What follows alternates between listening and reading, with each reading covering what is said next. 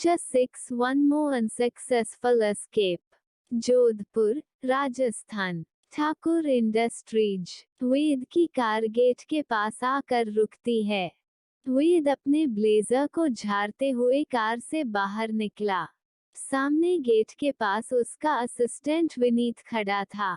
वेद को गेट की तरफ आता देख विनीत उसे गुड मॉर्निंग विश करता है, पर हर बार की तरह वेद बिना कुछ बोले आगे निकल गया।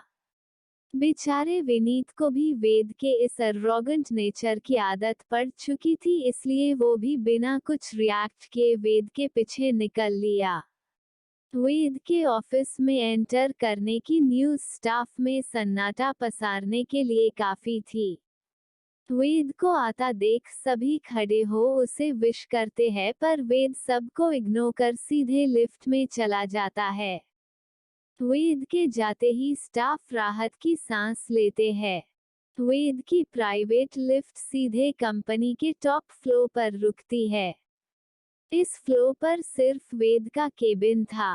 वेद लिफ्ट से निकल अपने फॉरहेड को रब करते हुए आगे बढ़ता है। विनीत भी उसके पीछे पीछे जा रहा था। वेद केबिन में एंटर कर बिना पीछे मुड़े बोला, I need first aid box. बोल वेद अपनी चेयर पर बैठ सर टिका आंख बंद कर लेता है।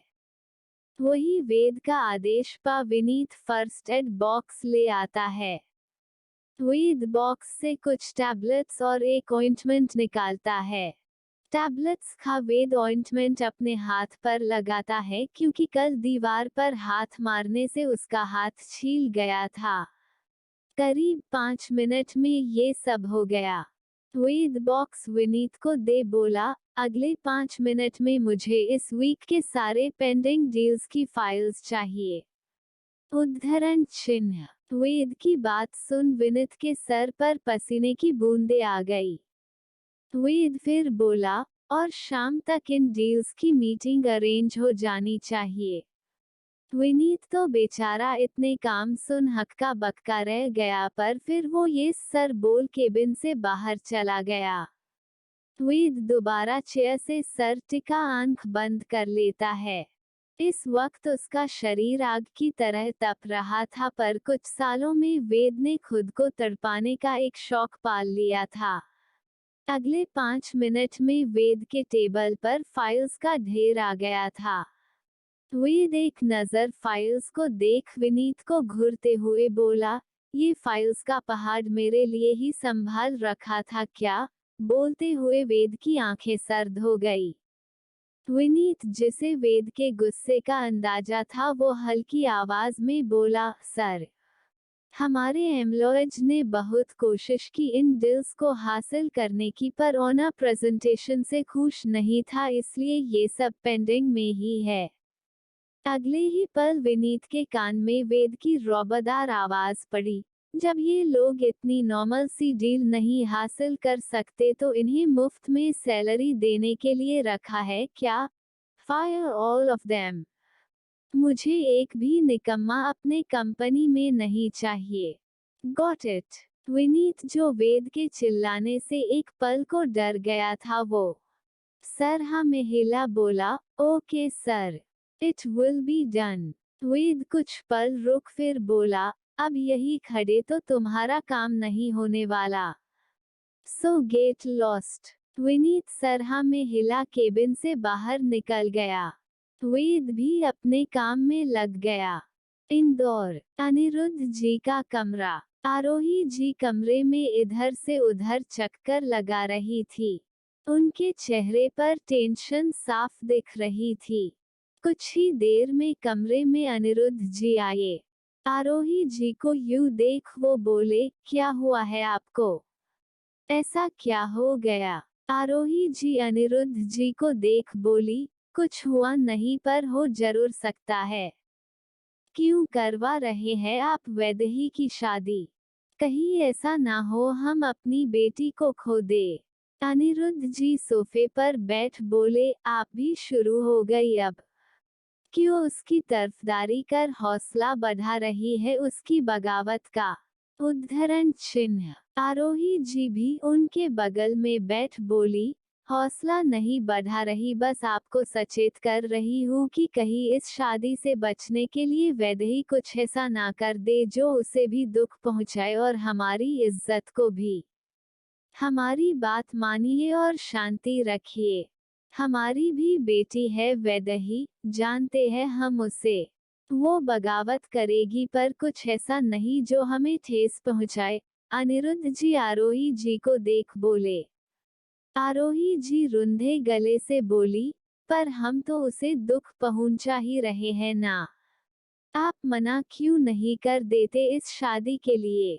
अनिरुद्ध जी इस बात पर सख्त लहजे में बोले, आप अपनी हद मत पार करिए। हम कह रहे हैं, हुकुम सा से अच्छा लड़का वैदेही के लिए हमें पूरी दुनिया में कोई नहीं मिलने वाला। दुनिया की सारी खुशियां मिलेगी हमारी बच्ची को। आरोही जी भी अपनी बातों पर जोर देते हुए बोली, खुद को बंद कर लिया है वैदेही ने, 2 दिन से कुछ खाया नहीं है उसने। यही खुशियां मिलेगी उसे। आरोही जी की बातों का जवाब दिए बिना अनिरुद्ध जी कमरे से बाहर चले गए। आरोही जी अपनी आंखों में आंसू लिए बस दरवाजे की ओर देखती रह गई। रात का वक्त। आरोही जी खाने की प्लेट लिए वैदेही के कमरे का दरवाजा पीटते हुए बोली, वैदेही, बेटा खोलना दरवाजा। कब तक ऐसे भूखी रहेगी? बेटा, वैदेही, वैद। बोलते हुए वो दरवाजे पर हल्का जोर देती है और दरवाजा खुल जाता है। कमरे में किसी को ना पाकर आरोही जी की आंखें हैरानी से फैल जाती है। वो प्लेट को टेबल पर रख पूरे कमरे को चेक करती है पर उन्हें वैदेही कहीं भी नहीं मिलती। आरोही जी जल्दी से नीचे जाती है और अनिरुद्ध जी के पास खड़ी हो जाती है। जल्दी जल्दी आने की वजह से वो हाँफ रही थी। अनिरुद्ध जी आरोही जी को देख बोले, अब क्या हुआ आपको? आरोही जी हाँफते हुए बोली, वो वैदेही। क्या हुआ वैदेही को? ठीक तो है ना वो? अनिरुद्ध जी सोफे से खड़े होते हुए बोले।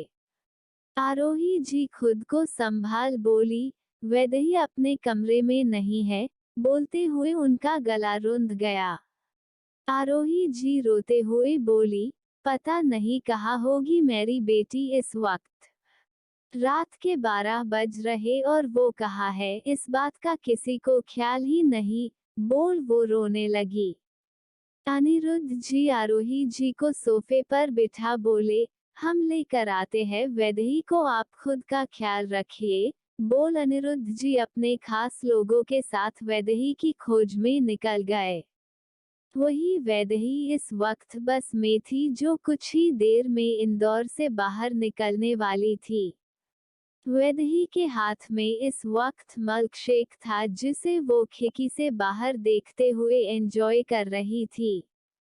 वैदेही की बगल वाली सीट पर बैठा विहान वैदेही की ओर देख बोला, वैदेही हम यहाँ से जा तो रहे हैं पर जाएंगे कहाँ? वैदेही ने एक शब्द में जवाब दिया, राजस्थान।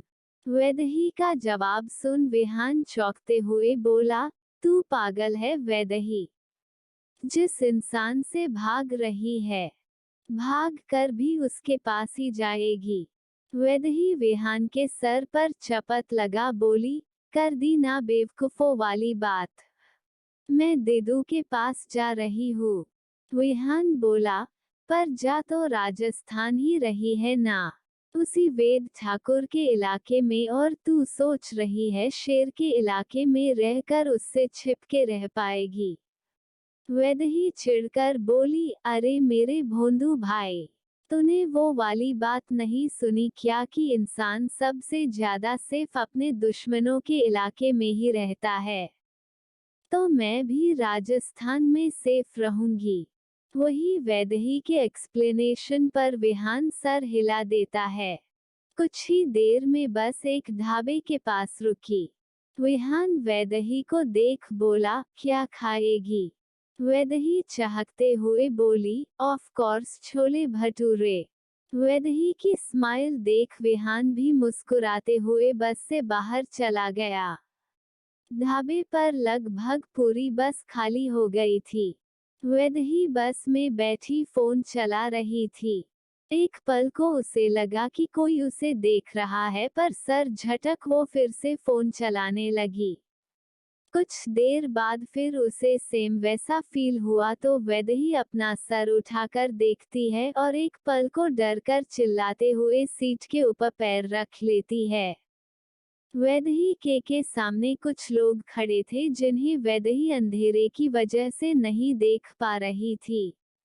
वैदेही कुछ कहती उससे पहले ही एक आदमी आगे आकर बोला, मैम साहब बाहर आपका इंतजार कर रहे हैं। वैदेही को ये आवाज जानी पहचानी लगी और वो चौंकते हुए बोली, श्यामू काका।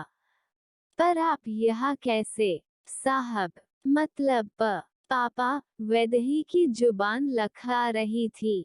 श्यामू काका एक बार फिर बोले, आप बाहर चलिए।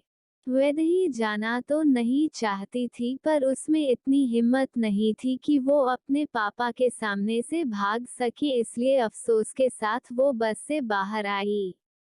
वैदेही की नजर सामने गई जहां अनिरुद्ध जी गुस्से से उसे ही घूर रहे थे और अगले ही पल वहां एक थप्पड़ की आवाज गूंज गई।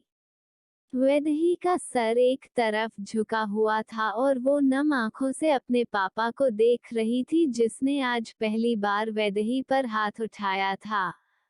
आधे घंटे बाद अनिरुद्ध जी वैदेही का हाथ पकड़ उसे खींचते हुए अंदर ला रहे थे। हॉल में आते ही अनिरुद्ध जी ने झटके से वैदेही का हाथ छोड़ दिया, जिसकी वजह से वो लड़खड़ा गई, पर आरोही जी ने उसे संभाल लिया। आरोही जी की आंखों में अभी भी वैदेही के लिए फिक्र देख अनिरुद्ध जी गुस्से से बोले, कोई जरूरत नहीं है इसकी फिक्र करने की। ये लड़की बिना किसी के बारे में सोचे जब रात को ये से भाग सकती है, तो इसे किसी की फिक्र की क्या जरूरत। वैदेही अनिरुद्ध जी को देख हल्की आवाज में बोली, तो क्या इस फिक्र के लिए अपनी जिंदगी को किसी की कैद में डाल दूं? उद्धरण चिन्ह। अनिरुद्ध जी वैदेही की बांह पकड़ बोले, अब तक उड़ने से पेट नहीं भरा तुम्हारा। अब क्या अपने पंखों पर हमारी इज्जत को लेकर उड़ाओगी? तुम्हें अंदाजा भी है अगर इस बात की भनक भी किसी ठाकुर को लगी तो हमारी इज्जत तो जाएगी ही, साथ ही लोग तुम्हारे किरदार पर भी सवाल उठाएंगे। वैदेही अनिरुद्ध जी से नजरें मिला बोली, आपकी बेटी हूँ। आपको इतना तो पता ही होगा कि मैं किसी के सवालों से डरकर उड़ना नहीं छोड़ूंगी।